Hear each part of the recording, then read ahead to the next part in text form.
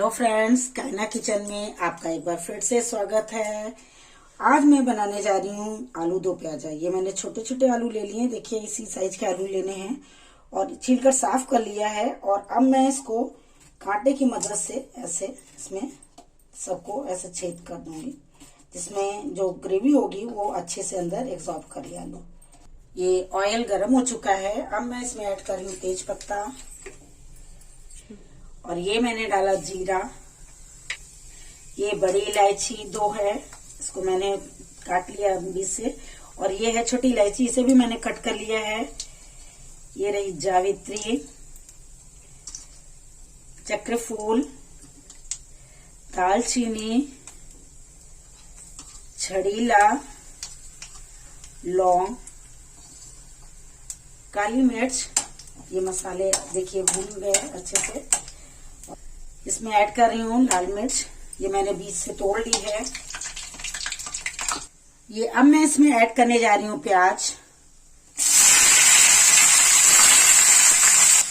और अब मैं इसमें आलू ऐड कर रही हूँ, जो मैंने कांटों की सहायता से जो मैंने इसमें छेद कर लिए थे। और ये मैं डाल रही हूँ लहसुन। मेरे पास छोटे छोटे लहसुन, इसलिए मैं 4 डाल रही हूँ। और थोड़ा सा नमक ये मैं डालकर अब ढक दूंगी। और एक बात और बताना चाहूंगी मैं, जितना आलू हो उतना ही प्याज रखना चाहिए। इसलिए मेरे आधा किलो आलू है और मैंने आधा ही किलो प्याज लिया है। तभी आलू प्याजा टेस्टी बनता है, खाने में बहुत ही टेस्टी लगेगा। गैस की फ्लेम एकदम लो रखनी है। और अब मैं इसको ढक दे रही हूँ। ये सब्जी अच्छे से भुन गई है। अब मैं सब्जी को कर रही हूँ थोड़ा साइड। और अब मैं इसमें ऐड कर रही हूँ लहसुन मिर्चा अदरक का पेस्ट। और ये आधा चम्मच मैं डाल रही हूँ हल्दी पाउडर और आधा चम्मच कश्मीरी लाल मिर्च पाउडर। अब मैं फिर इसको थोड़ा सा भूनने दूंगी। ये मसाले अच्छे से हो गए हैं। अब मैं इसमें ऐड कर रही हूँ,